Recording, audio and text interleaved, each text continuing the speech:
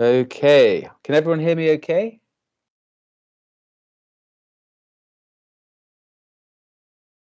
Yeah. Yeah? Okay, brilliant.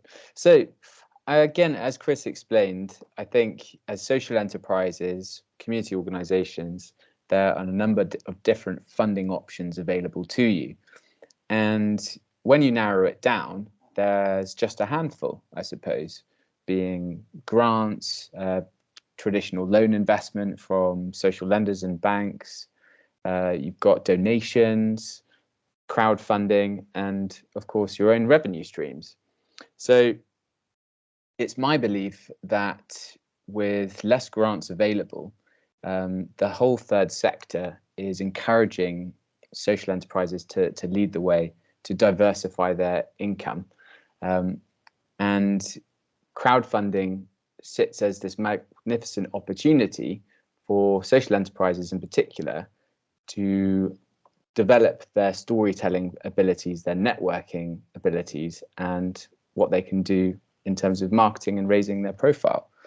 So crowdfunding, I think, has the opportunity to fill a funding gap where I believe 1 in 3 charitable organisations and social enterprises needs less than £50,000 and as an investment, and crowdfunding typically covers everything between £2,000 or £100,000.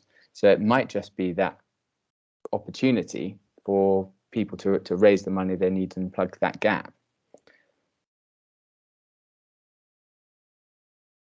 Hopefully by pauses, that will infer a next slide. But the agenda really, we'll cover introduction to crowdfunding. Then I'm going to show you the 3 key stages of putting one together. So planning your project, which is identifying your audience. Creating your project is making a page. And running your project is how you actually market it. So, introduction to crowdfunding. Essentially, crowdfunding as a topic really, I think, has grown in popularity over the last 15 years in particular. And there's been lots of platforms that are doing similar things. Crowdfunding is very much like the traditional method of fundraising that you're all used to, but it's done in an online context. And really, it's raising money online in relatively small amounts from lots of different sources. And in this context online, it manages all of the transactions and holds the funds securely. And typically, you have 4 weeks in which to run a campaign. So it's relatively a short and sharp fundraising exercise compared to other activities. So there are a few different platforms you might be aware of.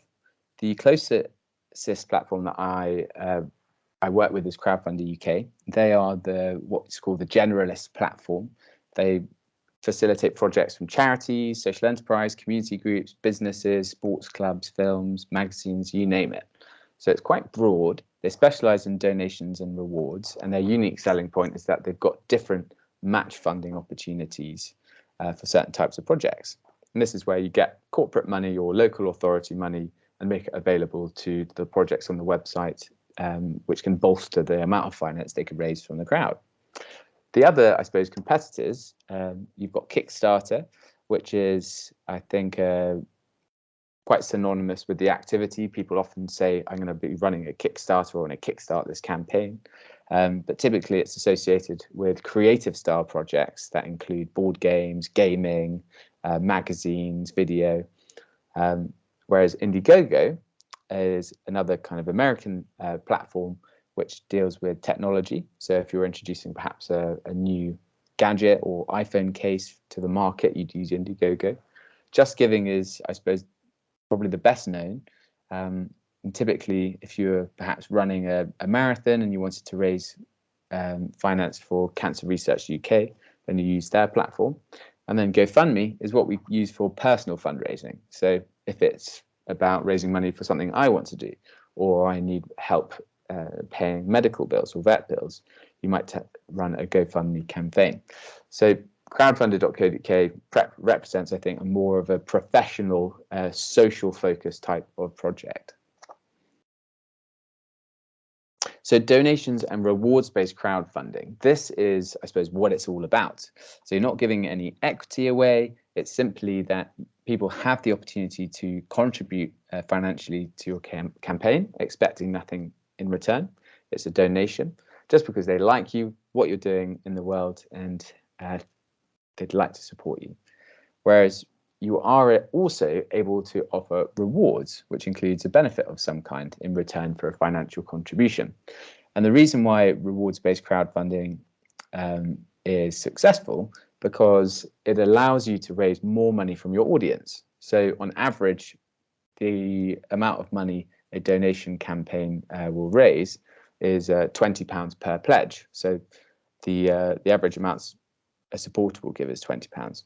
Whereas with a rewards-based campaign, you offer a wide variety of different price points at which they can contribute.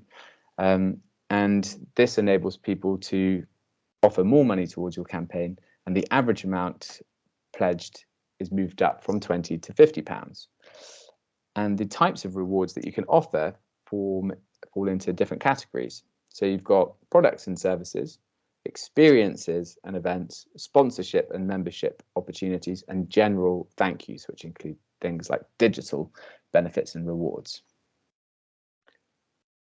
So how does crowdfunding work? So you have a great idea, preferably after a couple of beers, and then you sling it up online, and the next morning it's funded. So it's that easy, guys. But sadly, as a crowdfunding coach, it's my job to dismiss this wild misconception, but one I think that is perhaps less common than it used to be. Crowdfunding, I think many believed, was this golden ticket idea where there were communities of people searching and trawling the internet looking for campaigns to support. But in fact, in the next slide, I'll show you exactly how it really works. So crowdfunding is actually a self-driven exercise. It involves adding your project to the website. You'll create a page in which to tell your story, so who you are, what you're doing, why it's important, and how it's going to happen. You choose a target that you want to hit and a timeline in which to reach it, which, as mentioned, is usually about 4 weeks. You add a range of rewards that you can offer in return. You research your audience and your network so you understand exactly who you're promoting the crowdfunding campaign to and who you believe will be interested and therefore who might like to support your project. You'll create a marketing plan, which is, I think, a fancy word for just this timeline or calendar, 1 to 28 days, with a range of activities to promote the page each day. And then you'll launch your project. Once you've done that, you'll be sharing your page with your network and implementing your strategy, and people in turn will be driven to land on your page, and hopefully they'll be very inspired by what you're doing, they'll like what you're offering, and be able to financially support you to help you get to your target. And then once your campaign is all wrapped up, you'll have all of the data you need, which will show the detail of what rewards people have chosen, and it's up to you to fulfill those rewards and send out and supply your audience with anything that's been pledged on. So I thought if it might be worth trying the link in the chat. I'm not sure, Chris, if that's a possibility. It is a video of a story that I went to film in Scotland called Cycling Without Age. Doesn't matter if the video does, not that one actually, it's just I can see your cursor, it's just in the chat box, there's another link to it, but no problem if it doesn't work. But Cycling Without Age was a charity that was started in Denmark, and essentially what they were trying to do was tackle social isolation within communities, particularly amongst the elderly population. So what they devised was a fleet of bikes called trishaws, where you had a bicycle with a volunteer at the back and a carriage at the front for its passengers. And what these volunteers would do is travel around their local community, visiting care homes and picking up elderly residents and taking them out into their community on rides on these bikes to, I suppose, be part of everything and to get outside of the four walls, which they sadly spend a little too much time in close proximity to. And a bit of crowdfunding magic, really, because they were picked up by a program on BBC Three called Amazing Humans, which was celebrating one of the volunteers who was working for this organisation called Fraser Johnston.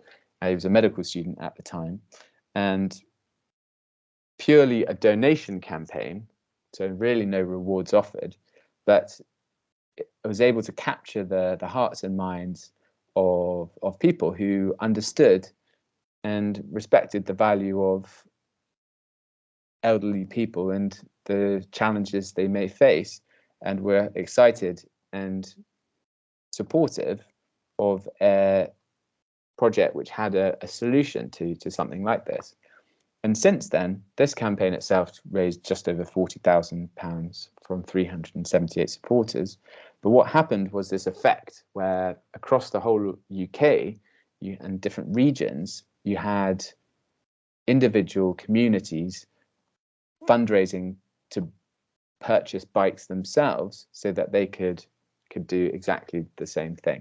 So it's quite a nice example of crowdfunding, and I think the unique stories that all of you within this kind of social sector have access to. And I think crowdfunding gives you a unique opportunity to tell that story and share with everyone exactly what you're doing and the hard works that involved and the progressive solutions there are to some of these great challenges we face. So crowdfunding is definitely about raising finance, but it is much more besides, because I think for early stage organizations or even big organizations, this gives you a direct link to the public. And essentially what you're doing by crowdfunding is validating your idea or your proposed solution to this challenge. And by getting 100 supporters or 1,000 supporters, that's clear evidence to suggest that there's a real community interest in what it is that you're doing. And I think we talk about match funding and extra funding. Sometimes with less grant money available, it is a tool that local authorities or CSR budgets from the corporations can use to show where local communities need money by showing people kind of voting what they really care about in their area. So awareness, crowdfunding is a marketing exercise. The natural byproduct of what you're doing is that you're sharing your project far and wide and raising awareness and the profile of who you are as an organization and what you're doing. So crowdfunding is the social exercise you need to expand your network and to develop an audience and, I think, engage with the community that's around you. So crowdfunding is really a marketing exercise in that sense. So advocacy or advocates, we find that with crowdfunding, it's not like just purchasing a service or a product from someone. It's inherently built around the support for other people and other people's ideas. And people who support crowdfunding campaigns are very likely to follow your progress into the future. So there's a great legacy and community behind the crowdfunding experience. And what happens when you crowdfund is that you get access to all of the data in a GDPR fashion, which allows you to contact and include people into your audience after the campaign has ended. And in this process, you're going to learn lots of new skills about how to tell your story, how to develop your audience, your strategy and the channels you use to reach people, what your messaging is, your narrative, and what perhaps rewards could be used to incentivize people to engage with you, and therefore develop what perhaps diverse income streams you could offer. And of course, extra funding. So Crowdfunder in the UK in particular has funding pots from local authorities and corporations who want to support projects like yours. the main one at the moment is the Aviva Community Fund, which is up to £50,000 in match funding for community projects that are focused on climate action or financial well-being within their communities. So it's important to understand why people pledge. Why do they support a crowdfunding campaign? And it really is broken down into these three areas. They either like your idea, so they believe it's doing some good in the world and they want to support you, or you as an individual or an organization are clear and front and center of the page. They recognize you and want to support you, or they want the reward that's available, because it might just be that the service that you're offering or the experience or the product is something that they want, and therefore that will motivate them to pledge. So what makes a good project? So it's a combination of these things. It's having a team behind you who can help. And I think a team is in the loosest sense because it's about being social, being proactive in approaching people and talking to people about your crowdfunding campaign and finding out how they can help. And you know that collectively as a team, your network is bigger, because by no stretch of the imagination do we each know 20 people. So if you have 10 volunteers or 10 people who can offer ideas for your campaign, then you know that that's access to 200 supporters, which, you know, if the average amount contributed to a rewards-based campaign is £50, then that's your first, I suppose, £20,000. So it's kind of a very, or £10,000 rather. Sorry, very useful way to get your network started. And your story. So to be a successful crowdfunding campaign, you have to have a clear, convincing, compelling story, which is going to help people understand that there's a clear need for what it is you're doing, and a clarity in how they can help. So really those three things are the important bits, the ingredients to include. So 3 quick sessions on planning your project, creating and running.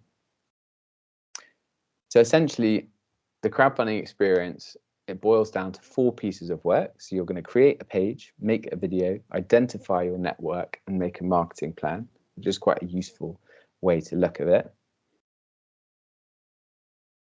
The network map is the main exercise that you'll do during your crowdfunding campaign.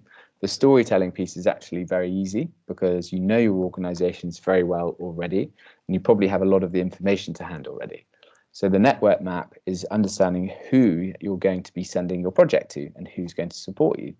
So this is a list building exercise which involves a lot of desktop research and a spreadsheet, making lists of friends and family, existing supporters, databases, mailing lists, any local, national media opportunities there might be, key local individuals that have access to the audiences you're interested in, businesses that have a like-minded audience, different social media groups, and potential partners that you work with already that can help you to support the campaign. So the network map is how you move away from that hopeful exercise of sticking a campaign up there to see what happens, to something that's really premeditated, where you've actually made these lists of people on which to contact, and therefore have a very strong understanding before you start of who your audience is. So creating your project. There's 2 different ways of raising funds on Crowdfunder, which you'll be asked when you set up a project. The first is called all or nothing, which means you set a target and you absolutely must hit it, otherwise the money is refunded. Or you've got flexible funding, which means you set a target, but you don't need to hit it, you keep what you raise. And the reason why you might choose an all or nothing target is because you might need a particular amount of finance for your project. You can't put the campaign together or the idea together and deliver on your rewards for anything else. So you choose that funding method. But it's also quite a good tool that we as coaches can use to make sure the projects that we work with are being realistic about what's possible. Because of course, everyone's going to be limited on their resource, their network size, and the time they can contribute. And it's not going to be a million campaign every time. So you have to dial it back and be really practical and realistic about what your project can achieve through crowdfunding. But we always start with the minimum we need and put in a really good plan to overfund.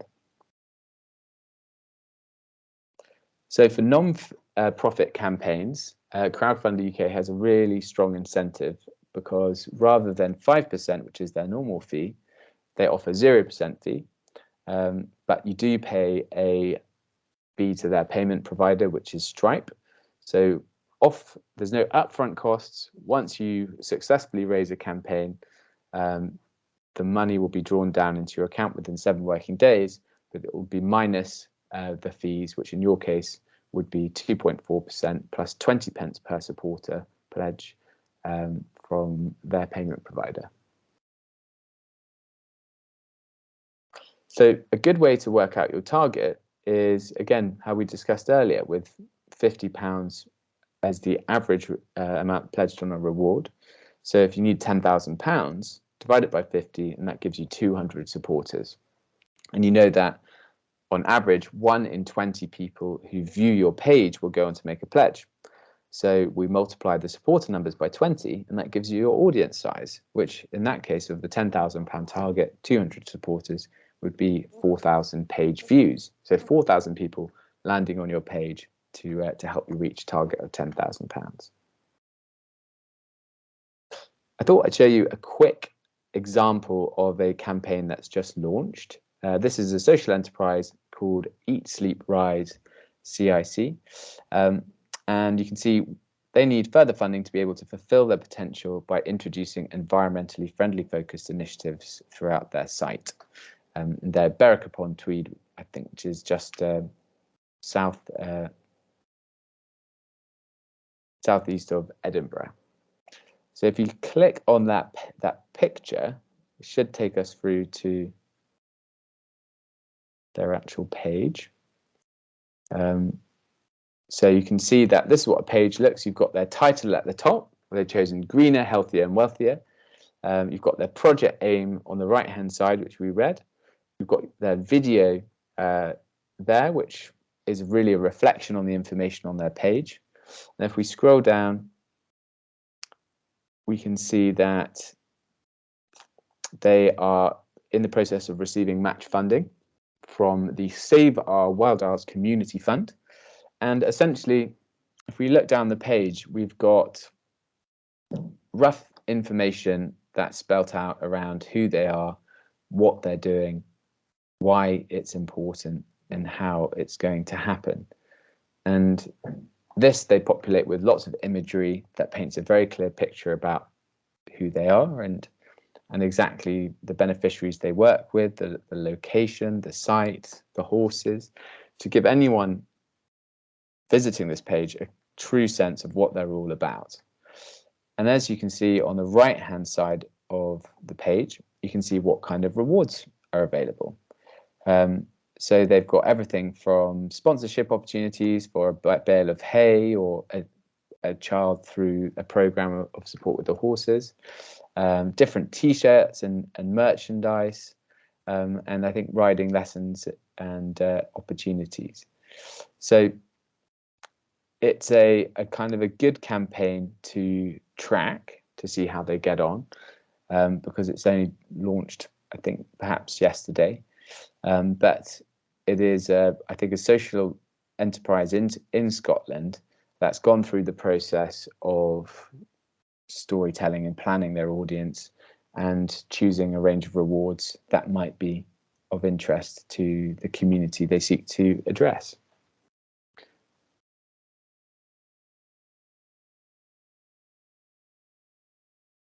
So last bit, before we move on to some questions. So running the project, what you do once you're live. So essentially what you need to become, if you're not already, is a good hustler, for want of a better word perhaps. But essentially we know that with community campaigns, those that are doing the kind of work that you are, that everyone has a potential role to play in a crowdfunding campaign.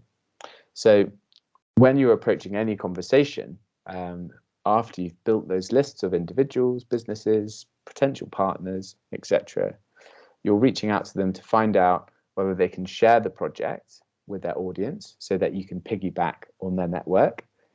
Find out if they could offer a reward. So maybe they themselves would like to contribute a reward to the page, which happens a lot, particularly for social enterprises that find it difficult to think of or have products themselves, or they can make a financial contribution. So every conversation you have, you're weighing at what level someone can contribute to this campaign.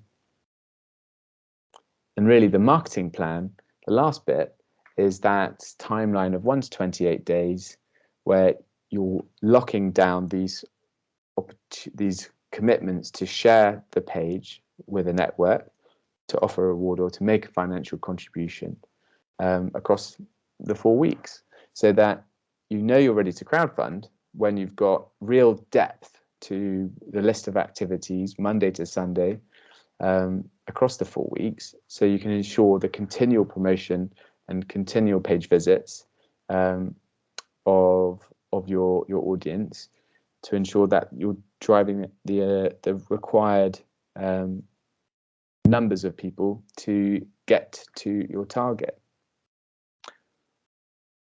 So for any more tips, you can follow me on _crowdfunding coach. But I think that is a whistle-stop tour through the crowdfunding process of planning, creating, and running your campaign. So perhaps it's a good opportunity now to answer any questions about the process and perhaps discuss how it might be relevant